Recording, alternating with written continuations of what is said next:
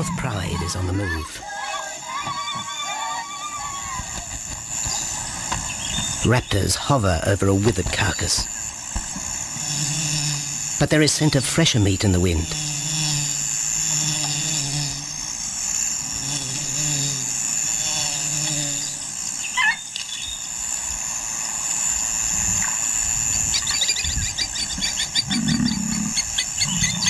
Pickings have been slim for Nabamba's pride since her fight with a startled warthog.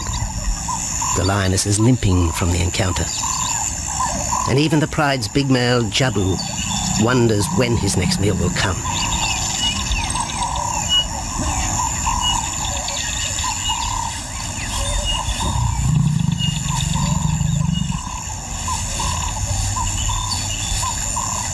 There's been no kill for 3 days, and Nabamba's cubs are hungry. Survival is tough across this tawny continent, and for the lions of Pinda Reserve, etched into the heart of Zululand, only those with speed and cunning will eat.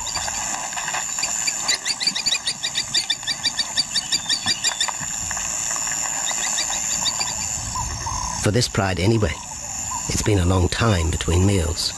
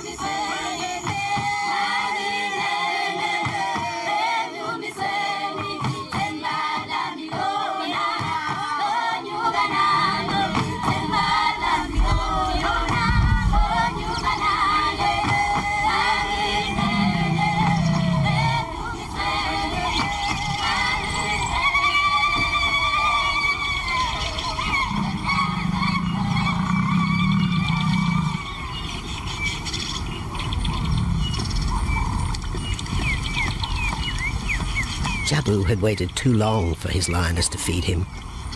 Overnight, his stealth carried him into the path of a careless zebra. The rest of the herd is still skittish. One animal had already lost his tail to a hungry pride, but for the dazed stallion, it was all over in seconds.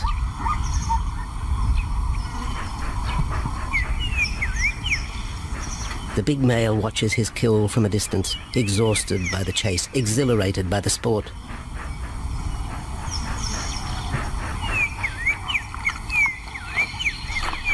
Jabu will feast later. Tired from the hunt, he needs to rest.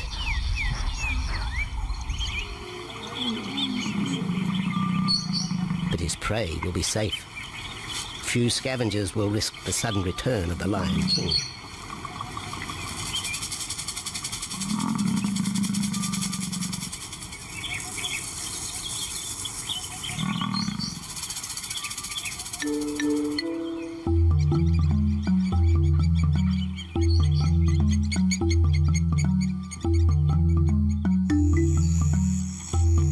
Zulu trackers follow the spoor of Nabamba's pride across Mziki Marsh. This vast tract of savanna is favoured by the lions in the dry air of winter, but it's a region also shared by Pinda's giraffe and white rhino population.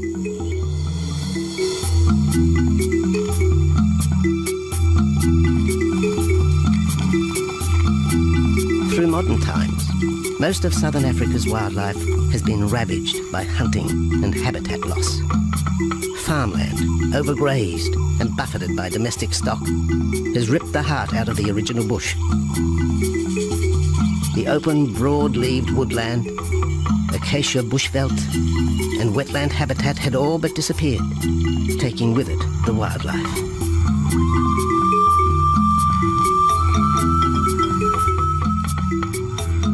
A few years ago, the Pinda project was born. 17,000 hectares of farmland bought up in KwaZulu-Natal along South Africa's eastern seaboard. What followed was the largest game restocking program ever seen on the subcontinent.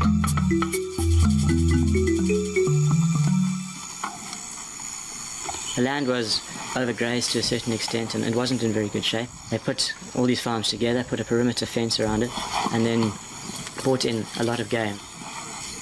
I mean, we brought in elephant, we brought in rhino.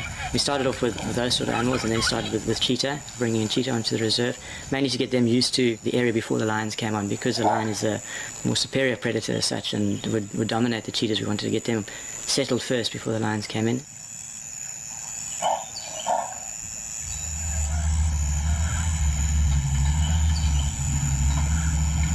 Andrew Lewis is habitat manager at Pinda, one of those committed to the restoration of southern Africa's ecosystem. Pinda is the Zulu word for return, and the aim of his company, Conservation Corporation Africa, is to return the land to its traditional wildlife and at the same time restore the habitat to its original state.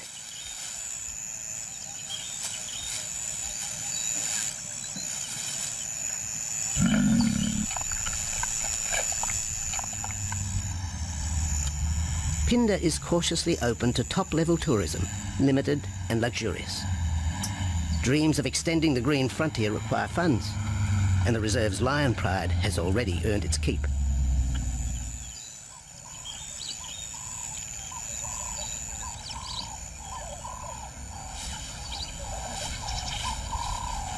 The lions on this property are actually generating revenue for the property through ecotourism, and that they are a benefit to the wildlife because of the draw card. And a few animals, lions, elephants, for example, and rhinos, I mean, and possibly giraffes, but those are your main ones that people come to see. And we've been very fortunate to be able to have lions on the property, and I think those lions that we have given us amazing value for our guests, and by getting our guests in here, we're getting revenue into the area, and that's benefiting wildlife as a whole.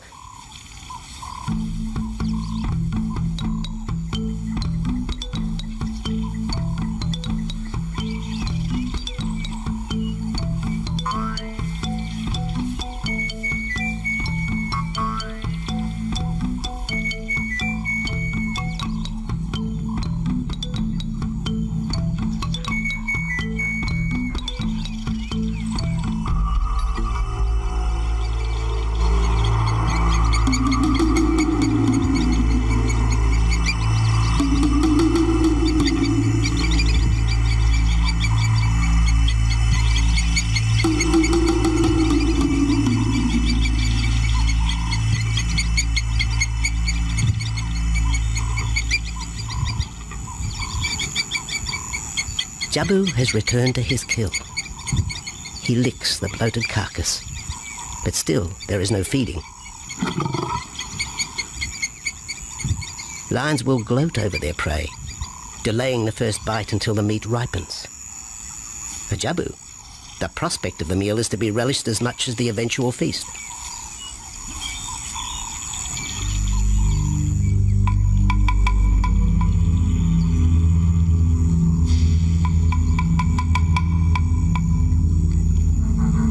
Meanwhile, Nabambo's pride is on the prowl. The older cubs are 10 months now, weaned, but still dependent upon Nabambo for food.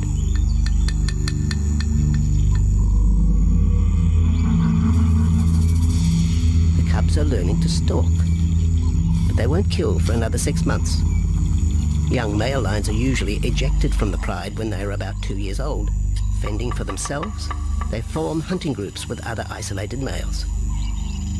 Nabambo's cubs aren't sure what to do with prey so close, but the lioness isn't far behind. Their time for hunting will come. Nabambo's 4-year-old daughter also lives with the pride. She is the mother of the group's youngest offspring, 7-week twins Umveli and Damana. The little cubs have been hidden since birth, and now stay close within the protective circle.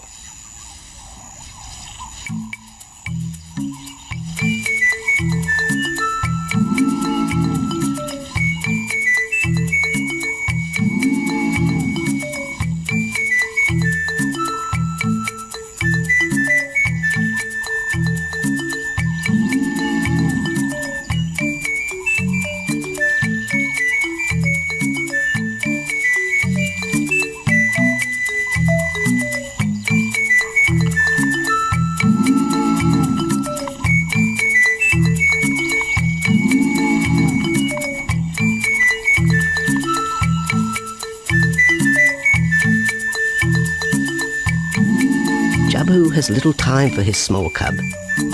When he is older, the mana will hunt with his father, but for the moment, the big male has nothing to do with his young son. Dejected, the cub finds solace among his siblings.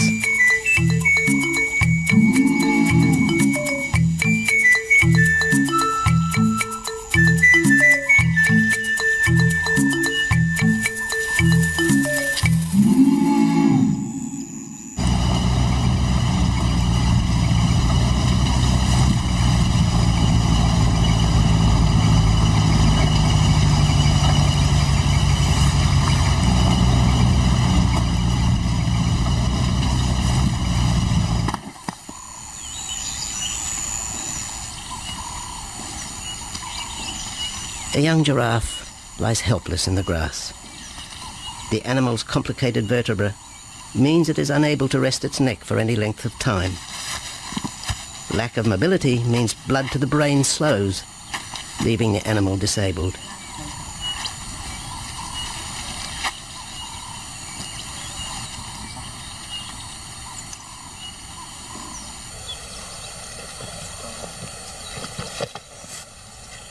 Efforts to lift the head fail, and rather than leave the giraffe vulnerable to predators, the young bull is shot by rangers.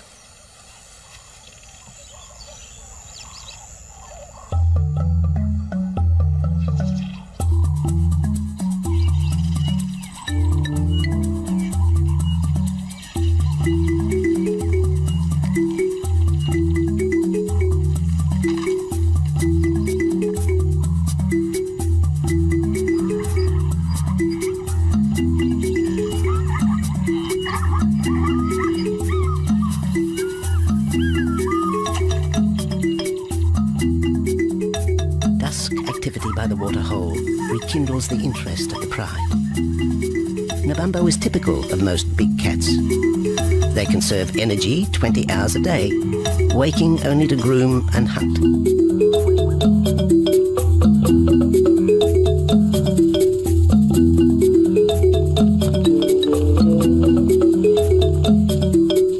The lioness shows little sign of her injured leg, but the tusks of the warthog have torn sinew and muscle, slowing her in the pursuit of prey.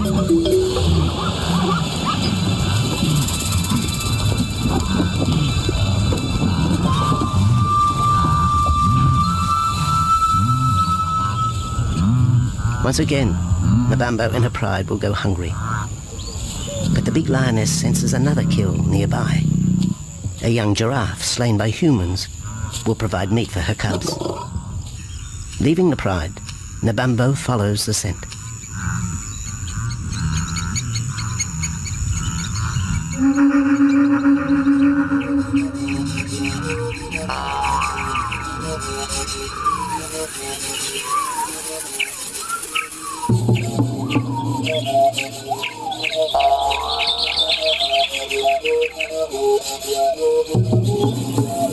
Left alone, the older cubs know the drill.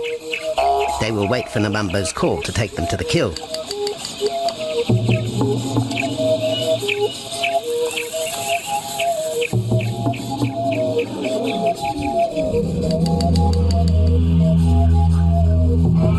The day moves into shadow. The cubs are restless and a little afraid. Adult lions have few enemies, but cubs, even those 10 months old, are at the mercy of leopard and other predators.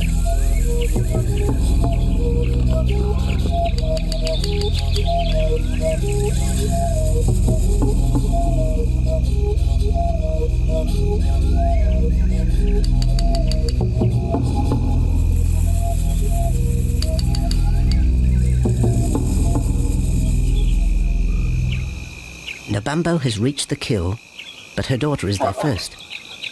Even though females hunt together, rivalry for the prey is fierce.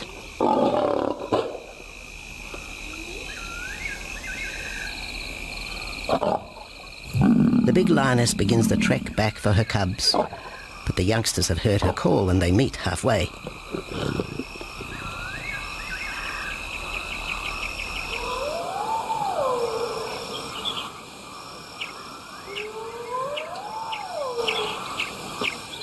Nabambo settles herself in the long grass. The cubs are unfamiliar with her behaviour.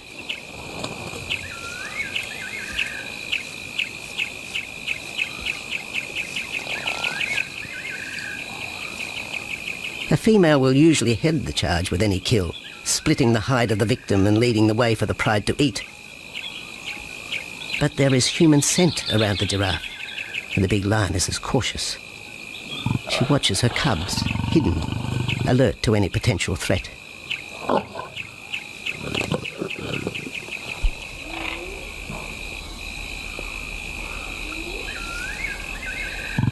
The cubs are curious, confused by this new smell.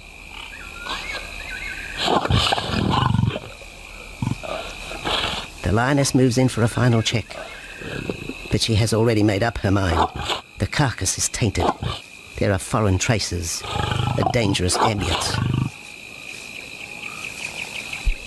Instinct tells her this is not food fit for her cubs. Disappointed, Nabambo moves away, the scent of another night stalk already in the wind.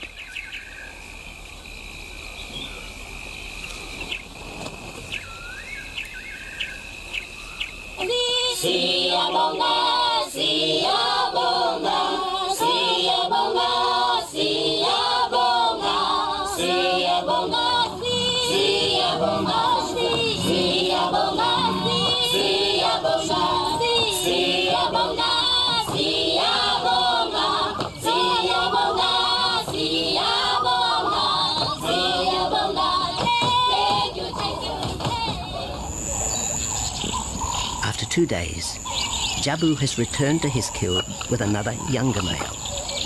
3-year-old Tembi is a son from a previous liaison with Nabambo, and the two paired up after Tembi was ousted from the pride.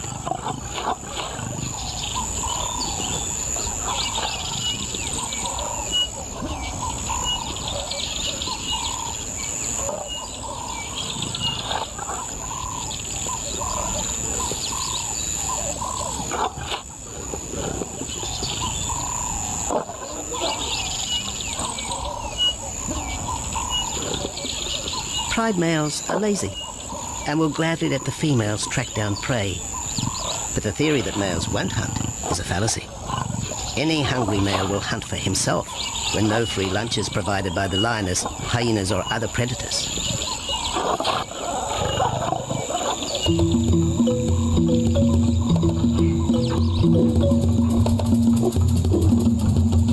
Smaller creatures scatter in the vicinity of the two lions. There will be no hunting for a while. Bloated after the zebra kill, both males will sleep for the next day, oblivious of their surroundings.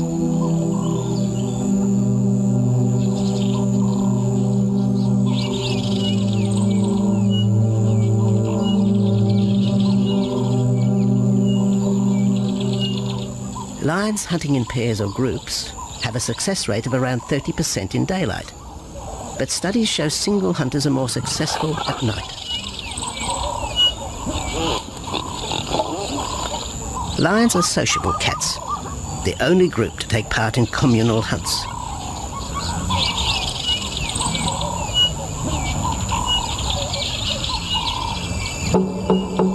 Ambush is an important part of the lion's strategy. Often one pride female will round up the prey from the front, driving it towards a second lioness.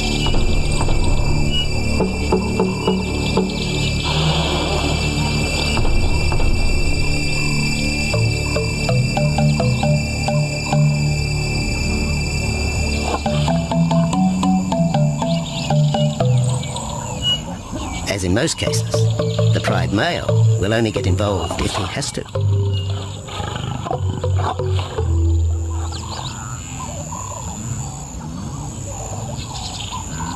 Accidents involving humans are rare in southern Africa's game reserves.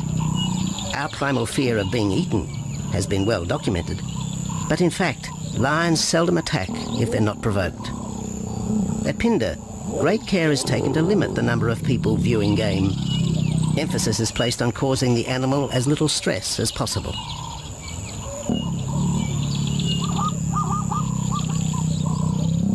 man isn't a part of their natural food source. They don't normally go out and hunt people. I think your lions are opportunists though, and I certainly think that if your lion is very hungry, under stress, I don't think they'll necessarily go out to hunt you down, but if you interfere with them, they'll certainly kill you. And there's a good chance they might eat you at the same time.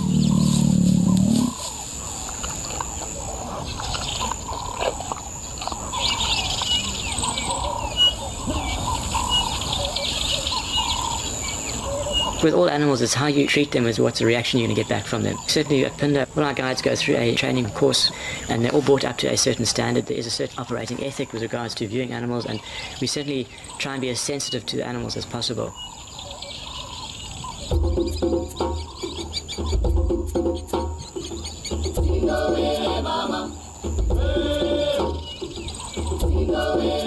Cradled within the arms of the Ubomba Mountains and the Indian Ocean, Pinda covers one of the most diverse regions of Africa. Here are found 7 different ecosystems, from palm savanna and bushveld to rare sand forest and dense thorn bush, all restored from the pastoral belt which had swept down the east coast.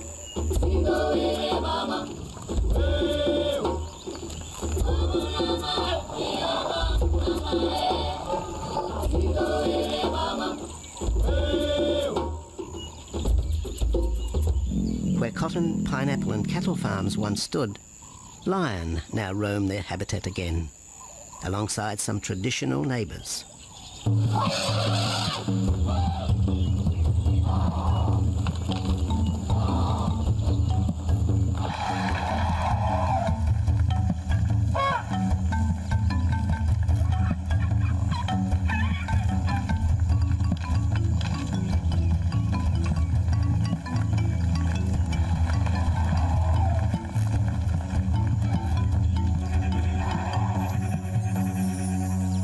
Pinda sees its responsibility to the region extending beyond restoration of habitat and wildlife.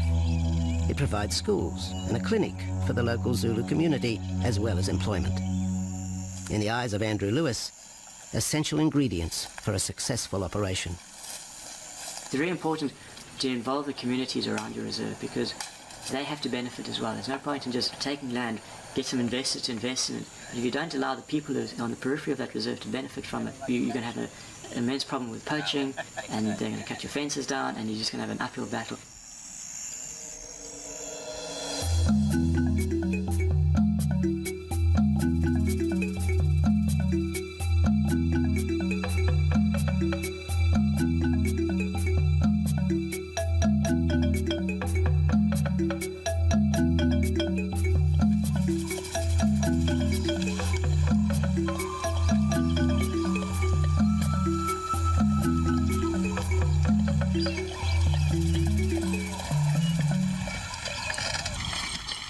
In 1992, the Pinda lions were among the first of the big 5 animals to be relocated to the reserve.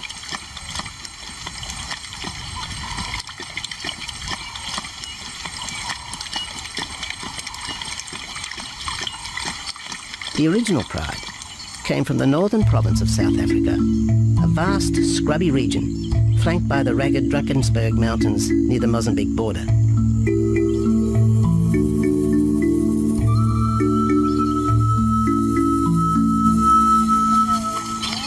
Peter Rogers helped round up Pinda's first pride, handling the lion's capture and subsequent move south. Today, he's head vet at the Hoedspruit Research and Breeding Centre for Endangered Species, overseeing its cheetah breeding program.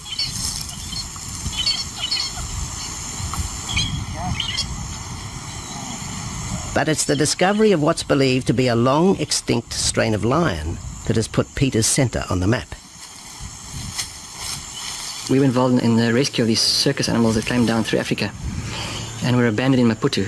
We were just founded by an animal welfare group called Animal Defenders based in London, and they said, could we just keep these animals temporary? First they mentioned tigers, and then they came back and said, well, there's 6 lions as well. So we said, yeah, we could hold them temporarily just until they found permanent homes for them, but basically get them out of that predicament that they were and the shocking conditions that they were in Maputo and Mozambique.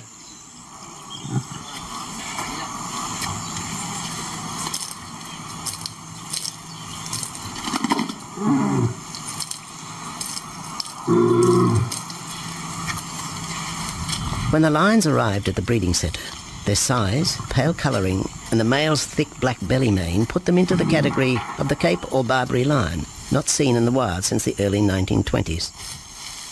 A few still exist in captivity, and a male and female were brought to South Africa from an Italian zoo for breeding purposes. But attempts to mate Akef, the big male from the ill-fated Mozambique circus, with the Italian female are proving difficult.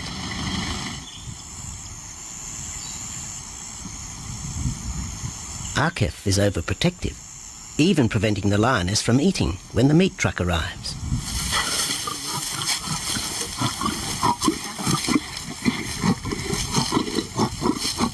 Finally though, Sissy makes her breakthrough.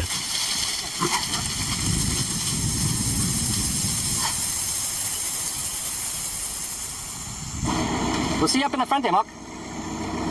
You're going to go to that sort of middle central area. Where are you going to go? In the next enclosure, Arturo, the Italian Barbary male, is about to be sedated. His attention to his sister Cece through the fence is hampering mating efforts, and Peter Rogers is keen to move the big male. He shoots the dart into Arturo's rump. Arturo has been sterilised, but while his breeding days are finished, he'll live out his days at the centre. His female companion, another Barbary from the Mozambique circus, is drawn away by the meat truck.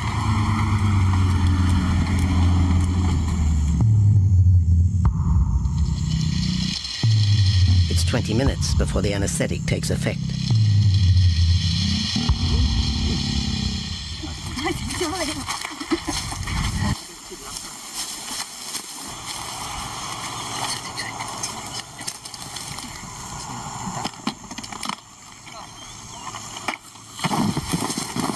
It's nice to be the supervisor.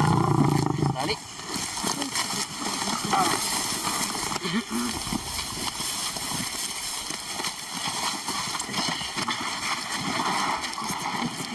You need all your help at the bottom just to put him back into the cage, okay? One, two, three. Yeah.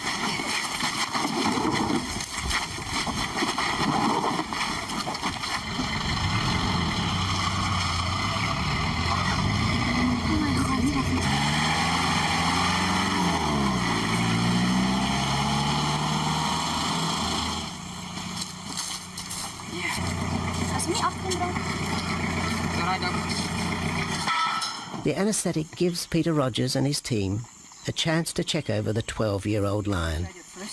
He'll spend a few weeks in this cage before being returned to his enclosure for observation. I still want to inject him and everything, Mark.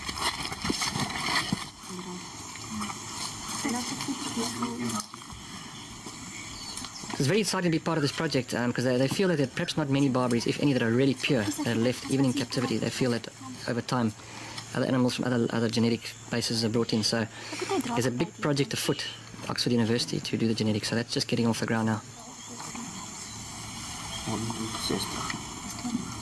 Okay. We just put under the skin on the neck if we can find the skin under this big beard of his.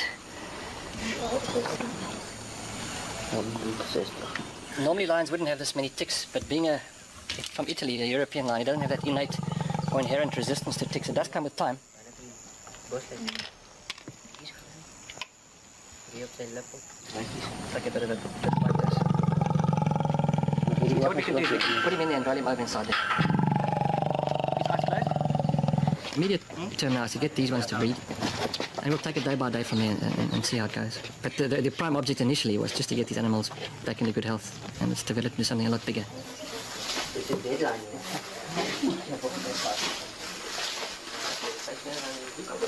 Yeah.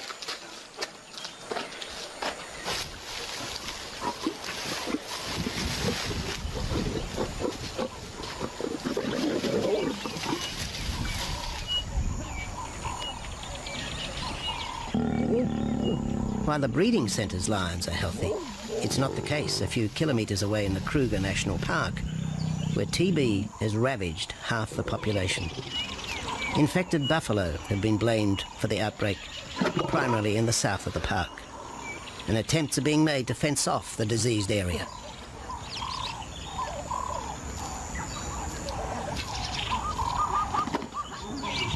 And the lions are preying on infected buffalo. Because it's an exotic disease, not an indigenous disease, the lions are totally naive and they've got no resistance to it. So it's a big problem. It's a very difficult decision to make as to what to do. It's a very topical and heated subject at the moment.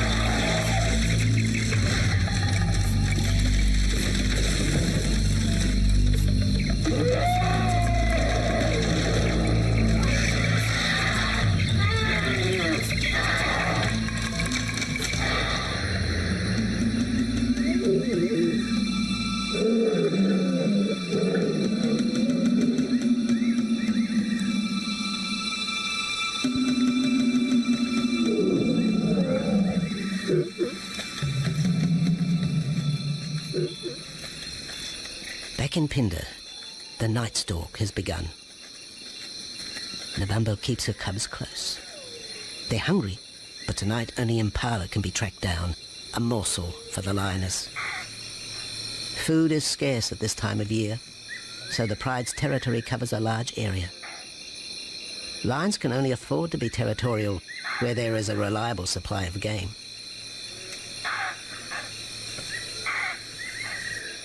Jabu wants to mate. He's been with his pride for nearly a year now. But Nabambo would prefer a larger group of males around her. Eventually, though, Jabu will have to join forces with other males to have a chance of keeping this pride. The big male is only 7 years old and a fine specimen, weighing in at just under 200 kilograms. For the moment, he's secure. Although tonight, Nabambo has hunting on her mind.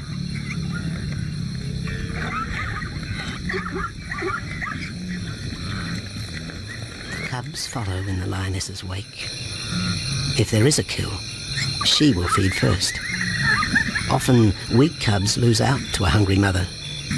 High juvenile mortality rates are the result of lean times.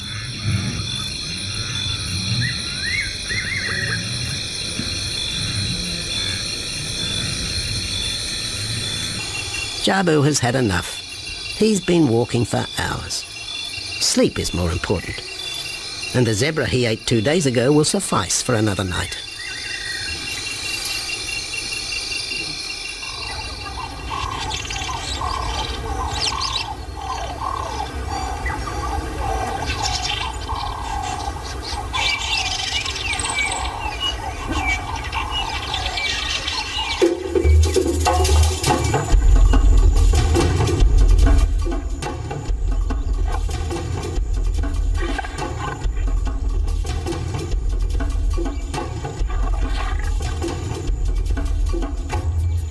Nabambo has made a kill, a young Nyala buck.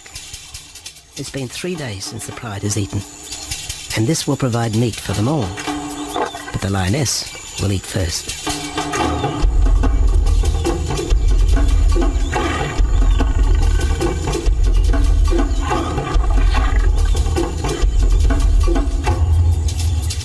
The cubs know the routine. They will get their turn. But Nkosi is hungry. He creeps towards his mother. As the biggest of the cub,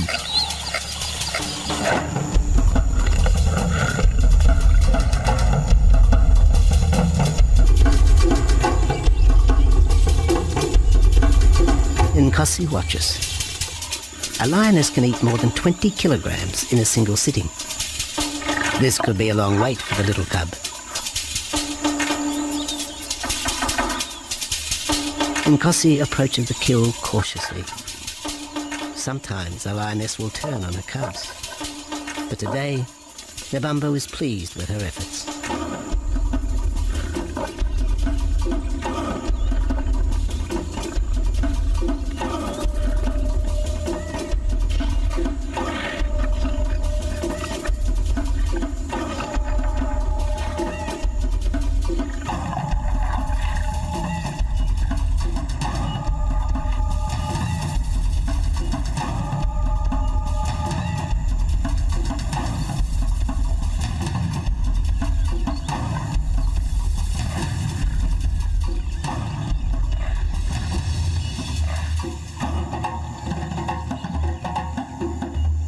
Nebambo has had her fill, for the moment anyway. Lions never eat the stomach of a kill. She will bury it before dragging off the carcass. This way, hyenas and other predators are thrown off the scent. The evidence has been buried. The carcass is no more.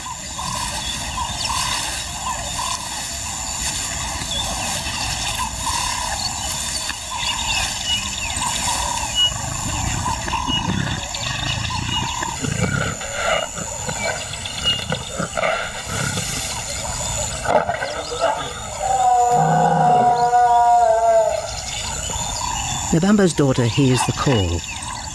It is the second this morning. The first was the strangling cry of the Nyala as Nebambo broke the young buck's back. There was no struggle. The big lioness is a seasoned hunter.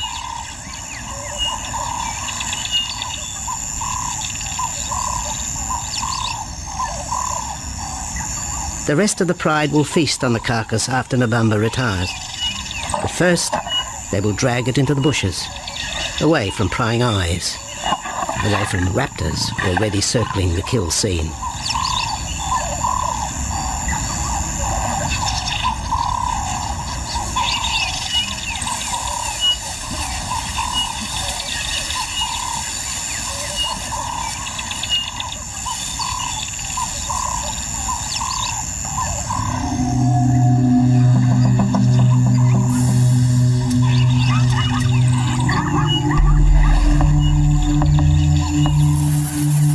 Has created a nervous edge.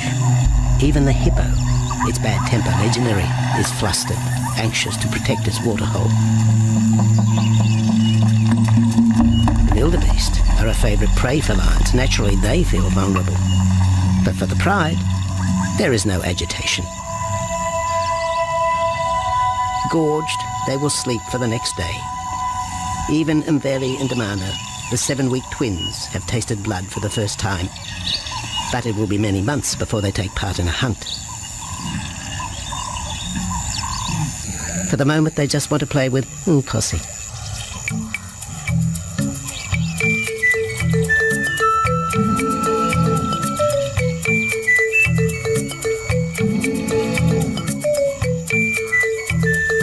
The older cub is beginning to take on the shaggy mane of the bigger males. Within 18 months, he will be hunting with them, competing for his own pride. In the meantime, though, he has to contend with his young siblings.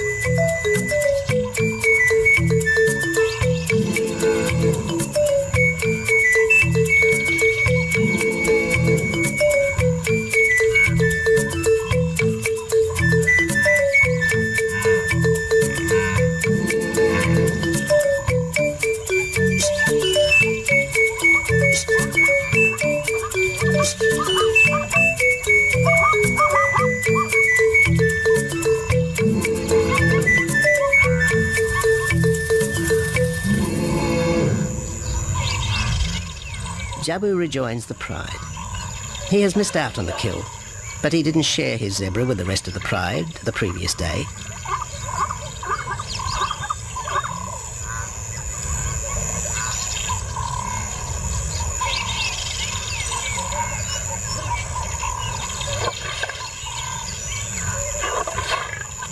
A half-hearted attempt at mating, but the big lion's attention is drawn to a curious onlooker.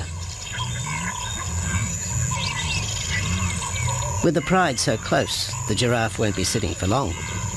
Drinking and sitting is when they are at their most vulnerable.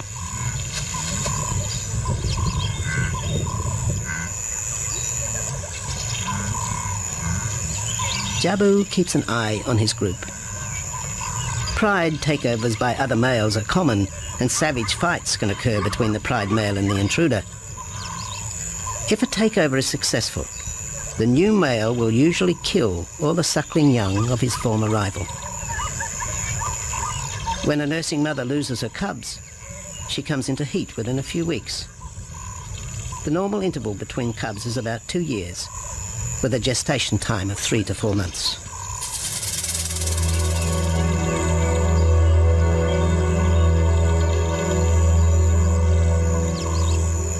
Jabu marks his territory, but it may soon be all in vain. A fresh infusion of lion genes is necessary to avoid the effects of long-term inbreeding. It's likely Jabu and his son Tembi will be swapped for males from another game reserve. This will broaden the bloodlines of future lions and avoid the genetic risks currently facing the pride at Pinda.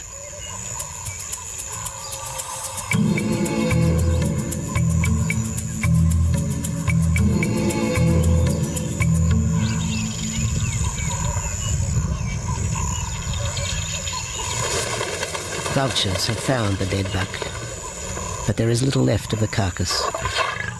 Mabamba and her pride have eaten. The big lioness tries to dislodge Inyala fur from her teeth. Tomorrow, the next day, there will be another kill. Mabamba's cubs will grow up strong.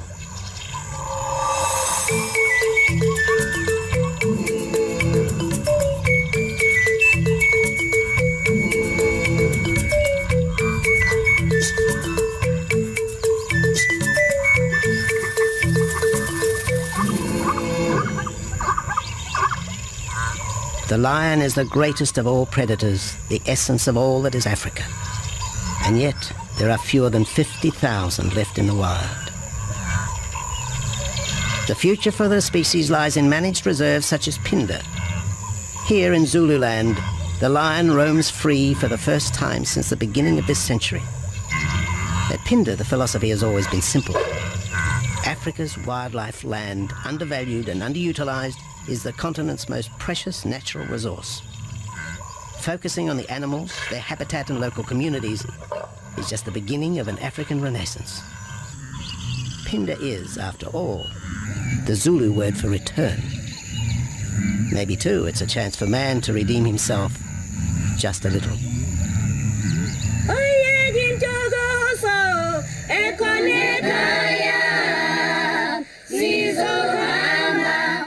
Hallelujah.